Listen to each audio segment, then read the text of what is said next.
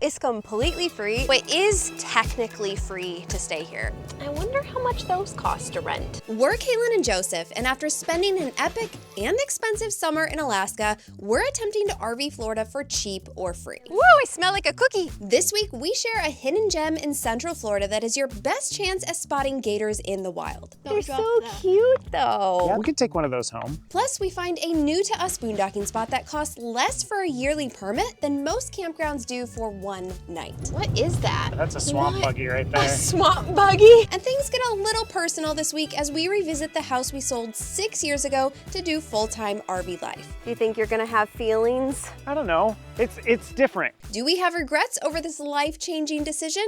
Keep watching to see our reactions when we come face to face with our old life. Hey, we can move in next door. We can move in next door. Should we do it? We're currently in Lakeland, Florida. We are staying in the... Sorry, I just ran 5 miles 3 days ago, and I'm still hobbling. You're still hobbling. Like I was saying, we're staying in the backyard of his brother's house. And we've spent Christmas here and time with family, and that's been a lot of fun.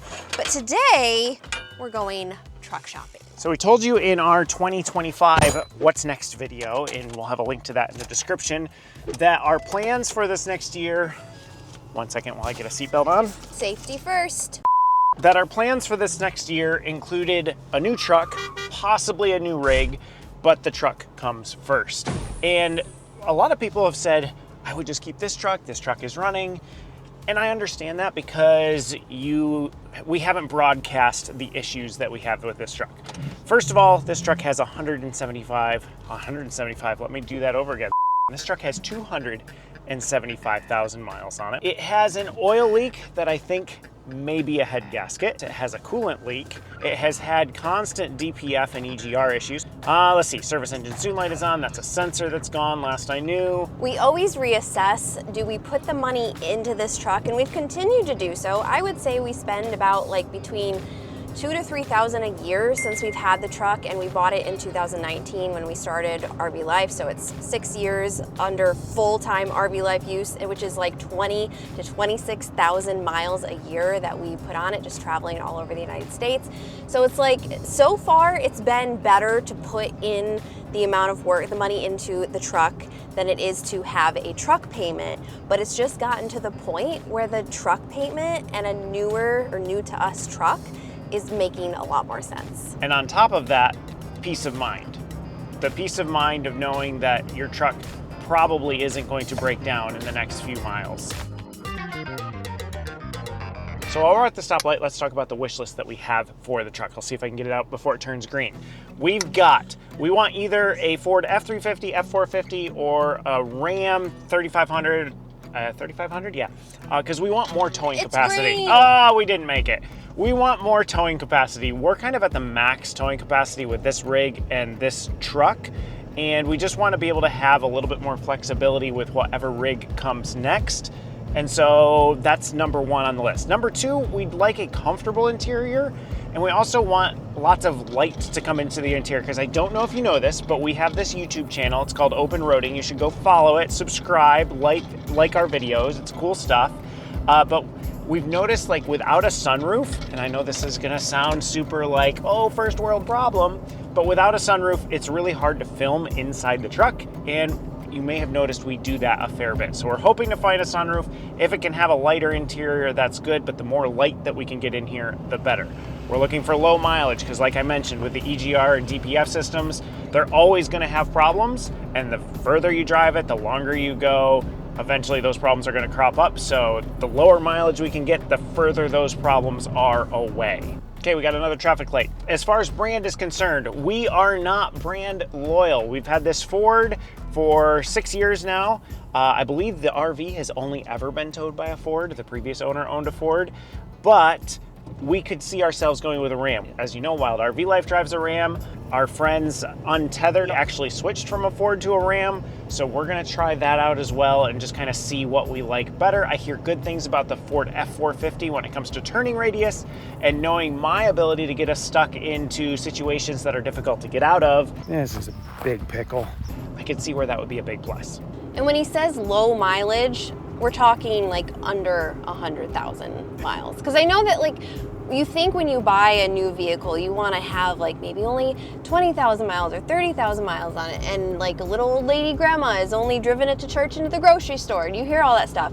For diesel trucks, because they can have more mileage and last longer, we're just like, as long as it's under 100K, that's fine with us. We also want a 4-wheel drive. I want a 4-wheel drive. I have been picking on Joseph for buying this 2-wheel drive, although I have to say I was on board with it too, because when we were first starting out with RV life, we were purchasing the RV and the truck, and we didn't want a truck payment, so we wanted to pay it in full. So we used the proceeds from the house to buy the RV and the truck, and to also do renovations in the RV. I'm already overwhelmed with all the vehicles here. I'm just wondering where I can park this one where they'll accidentally sell it, and then... There you go. So the plan today is drive the Ram, hopefully find a Ford F450, drive that, compare the two, go back home and compare notes on the trucks. Our goal today is not to, like we did with Cody, go to the Humane Society saying we were just gonna look at bunnies, and then we came home with him. This will be slightly more expensive if that happens. Ooh, look at that car, Joseph. Yeah, there you go. It's Vikings purple. I don't think it'll tow a rig though.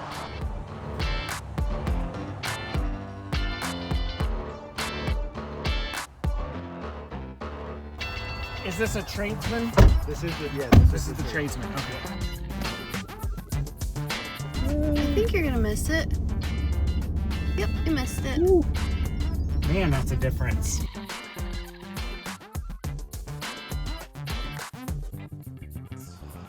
Driving the dually was a lot different than I expected. I didn't like the dually. Yeah. I don't know, we may be rethinking this. They don't have the Ford F450 here. Apparently that's at another, they have a lot of dealerships around the state. So we're still gonna have to figure that out. We learned a lot of information today. I'm floundering. I was convinced that we were gonna get a dually. I was Yeah. convinced that it was gonna be a Dodge Ram 3500 or an F450. I'd done a lot of YouTube research. I've watched some videos comparing the two. You guys have shared information. I was leaning toward the 450. We did a poll, and it said the 450 or the 3500 was the way to go. And then I drove the dually. Yeah, I don't think we can get over the dually. How it felt. I'm more comfortable towing a 33-foot fifth wheel than I was comfortable driving the dually with nothing attached. It just was too much truck. And I can't imagine me trying to drive that and run errands. I think you should tell the library story. Library story? The library story with this truck. Oh, even this truck. I have trouble parking, and so I went to the library to work one day, and I really tried to park. I was slightly off center, whatever. I just gave up and went inside and worked. Came back out, and there was a note on my window that said, "Nice try, haha, next time."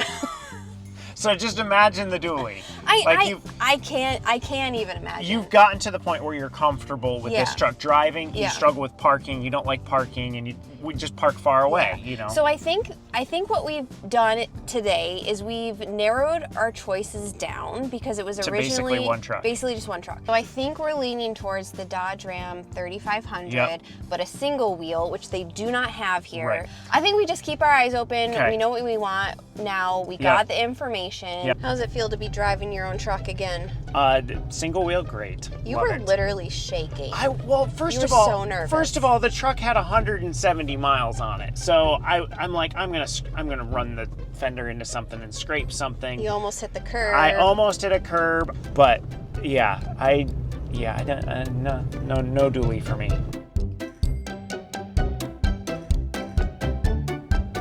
Is this our third time tropical smoothie? Since we've been in Lakeland? Florida? Yeah.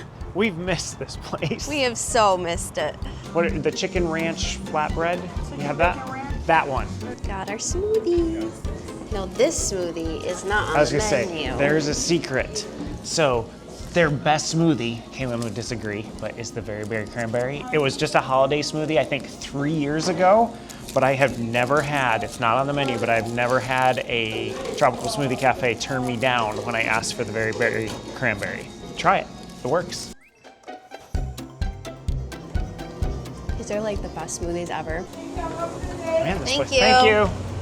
Man, this place got busy. It did. We were the only ones in there at first. Alrighty, we've got chicken pesto, no mozzarella. That'd be you. Mine. And I got the chicken ranch. And we have 2 napkins. Thank you. That should be enough for me. I don't know about for I you. don't know about for me. Here's a question for you, Kalyn. When we get a new truck, new to us truck, how long will we have the truck before we eat food in the new truck? That's a good question.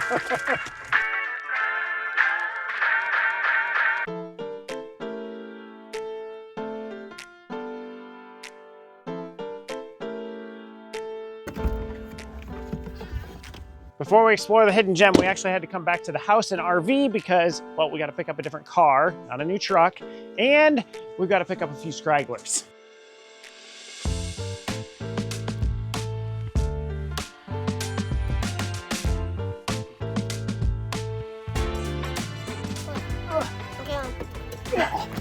Seriously? Uncle Joe. Still sore. This place is called Circle B Bar Ranch. It's kind of a mouthful. It's completely free. They have a ton of trails all over the place. And I think we have done most of the trails, if not all of them, Joseph, correct? Yes, I think we've done all of them. Okay, so we're gonna do a couple today. Alligator Alley, I think is still closed, we'll see. But you can also see a lot of alligators here, since the Alligator Alley name. It's the video that lit up the internet today. An alligator nearly as long as an SUV, sauntering from one marsh to another. So we're gonna have a contest. Yes, we need to know. How many alligators are we going to spot today? We all have to give our guesses. So tell me, how many alligators are we gonna spot? I'm gonna say 4. 4. How many alligators are we gonna spot? 15. Whoa, he's going high, ladies and gentlemen. How many alligators are we gonna spot? 10. 10. We got 4, 10, 15. 11. 11. She okay. did the Price is Right going $1 more. I'm gonna say we're gonna see 6. And I'm gonna say 8. Do you have a guess? Say 17. Oh, she's going high too. That makes me nervous. Wow. Okay, that I makes know, me 'cause nervous. they live here full time. Well, let's see what we find. Woo, I smell like a cookie. So this is instead of the chemically stuff, we have vanilla and what's in with it? Just water? Vanilla and water that keeps the mosquitoes at bay. And I guess it really works. I hope so. And in case you're like, who are these people? Niece, nephews, sister-in-law. Joseph's brother is actually Currently flying. So he is a pilot.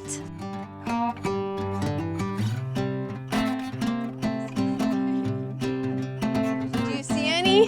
Because I think we should probably go left, because I think here we can see more alligators on the side of the road or on the path. I feel like I saw.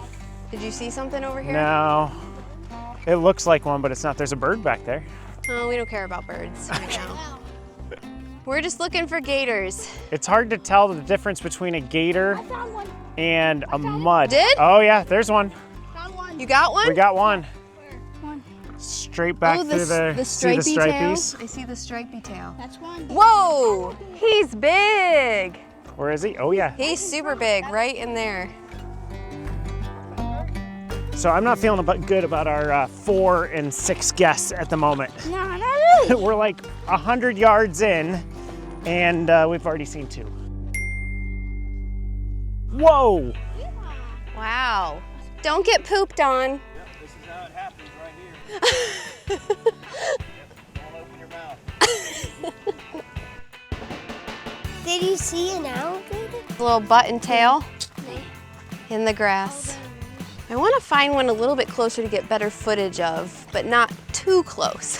The tip of finding alligators is looking where everyone is looking, because they often have found them. We got a gator.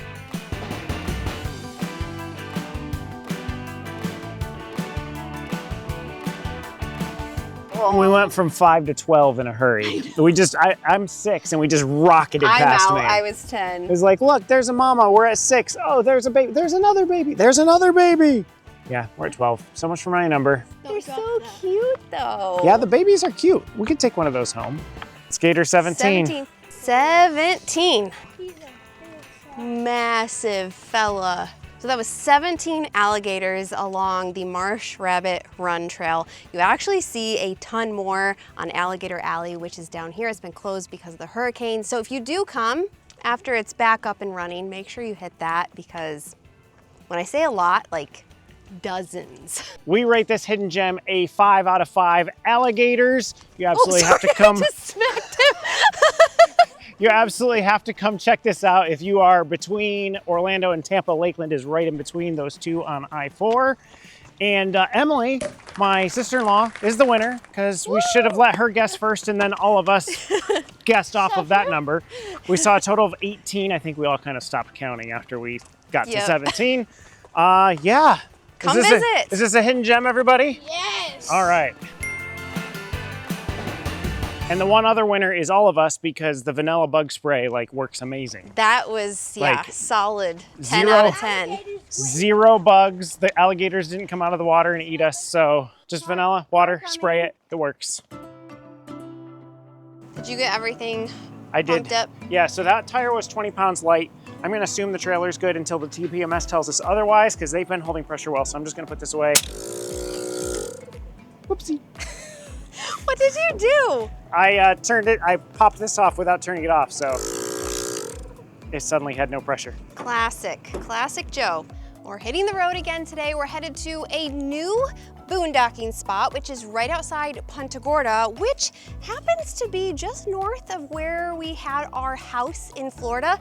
Maybe we'll take you by so you can see what it looks like. That's gonna be a little weird, because that's pre-RV era. All right, Cody, it's your turn. Stairs up. Handle in. Lock it up. Go forward. Okay.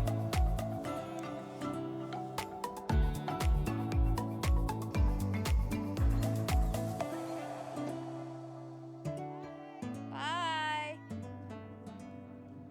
85 miles. I think that's the shortest That's my we've kind had to go in a while. That is my kind of travel day. I don't know what you guys do on travel days to keep yourself occupied. I will read, sometimes work, but generally that's if we're doing a lot of highways, which we didn't on our No Highway series. We didn't even get on any interstate, so I can't work if it's not smooth on my computer. But most of the time, I'm filming, and I kind of have to be ready to film, because what if disaster strikes and we need drama for YouTube? And then he just drives. And I listen to podcasts. We do listen to podcasts. Sometimes we listen to podcasts together. Sometimes we listen to audiobooks together. But yeah, that's pretty much how we keep ourselves entertained on the long travel days that we don't have right now. Last time I showed you that I was reading something in the car, a few of you asked, what is it? What are you reading? So today, I am reading Harry Potter and the Goblet of Fire. It's the 4th book in the series. I borrowed it from my nephew. I've read 1 through 3, and we watched the 3rd movie together while we were there. I did not finish number 4, so I'm working on that. I'll tell you what, 90-mile travel day. If we could do that every time, I'd be thrilled. It would take us forever to get somewhere like Alaska, but 90-mile travel day, that's where it's at. The nice thing about this spot is it is literally off the highway, but I think we're gonna be able to find a campsite a little bit further back. At least that's what I'm hoping, because highway noise, not great when you're camping. So this seemed like there were quite a few campsites. So we're gonna look around and see if we can get a really good spot. What is that? Welcome to Florida. That's a swamp buggy right there. A swamp buggy? Yep. Wow. I wonder how much those cost to rent. That would be kind of fun. Yep, just come straight back. I forgot to turn on the level mate, so it's getting rusty. That's what happens when you only move once every 2 weeks or so. Everything else is good though. Let's see how level we are. I think we're a little crooked this way. We're 1.5 inches off on that side. Okay.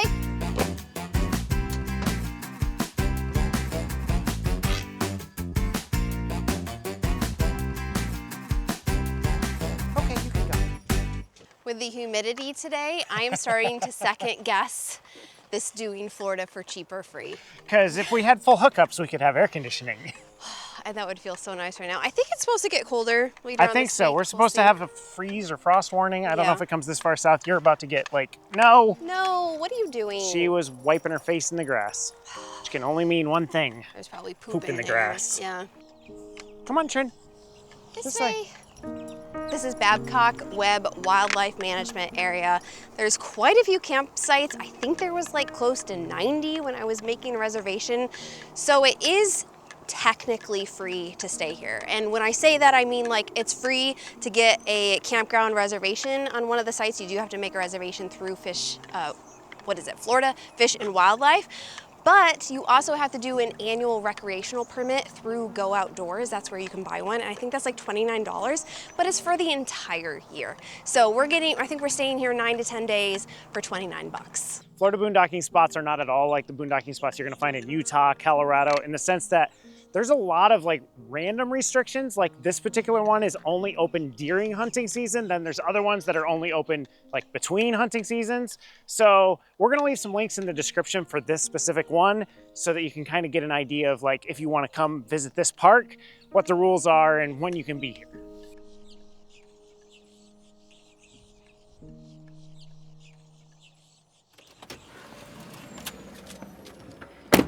We are parked just down the street from where we used to live in Cape Coral, Florida, and we're about to go see our house.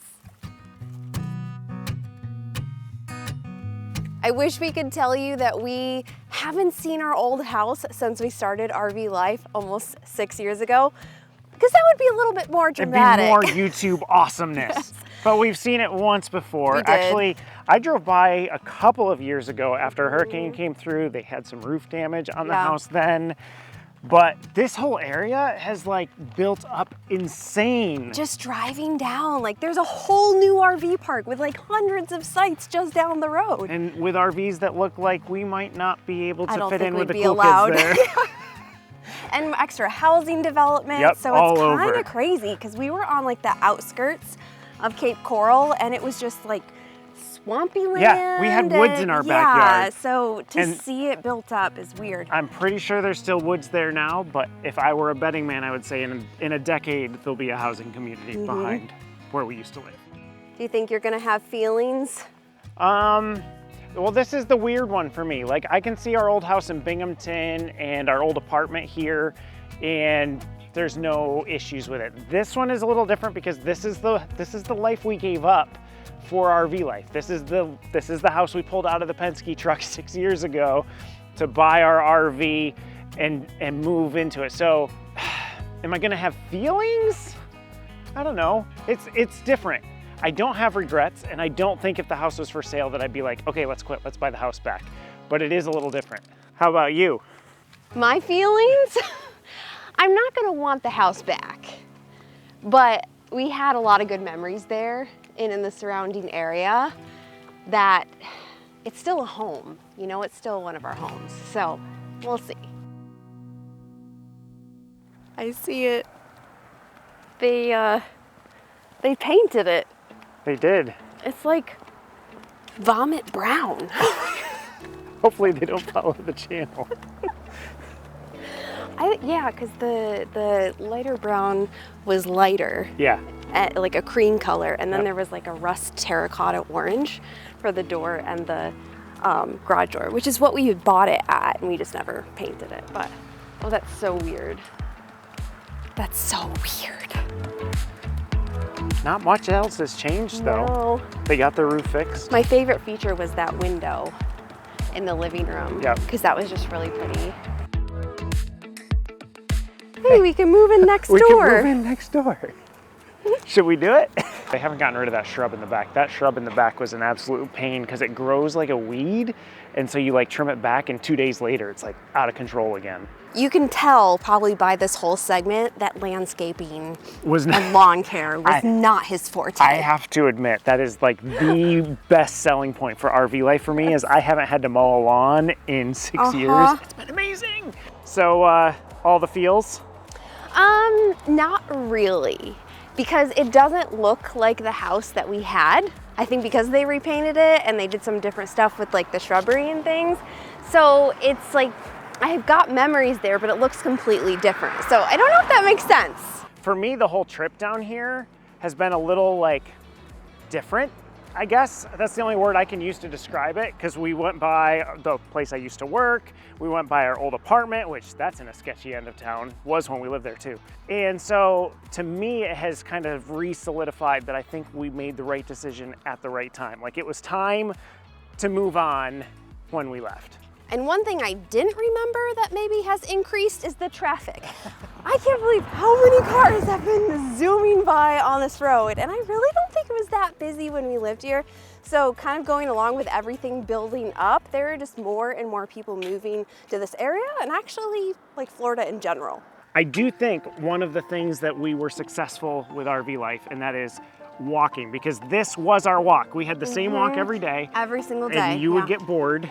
You're like, I want new walks, I want new backyards. And we did like take our bikes around the neighborhoods and try to explore different places. But the one thing I remember that I said was like, I cannot wait until we get to explore new places and take new walks every day in like a different area. And we have. And it's hilarious because we'll be parked in a spot for about 10 days and Kalyn's like, I'm out of walks. I need a new place. I'm out of walks here. It's time to go. Well, that's it for us this week, but don't go away just yet because we have a special and quite unprompted message for you from our nephew. Please like and subscribe for Open Roadie. Please, they need these subscribers. If you want to see Uncle Joe catch some snakes and scream out of his pants, please subscribe. It'll be better than eating banana muffins, but it will be a sight to see.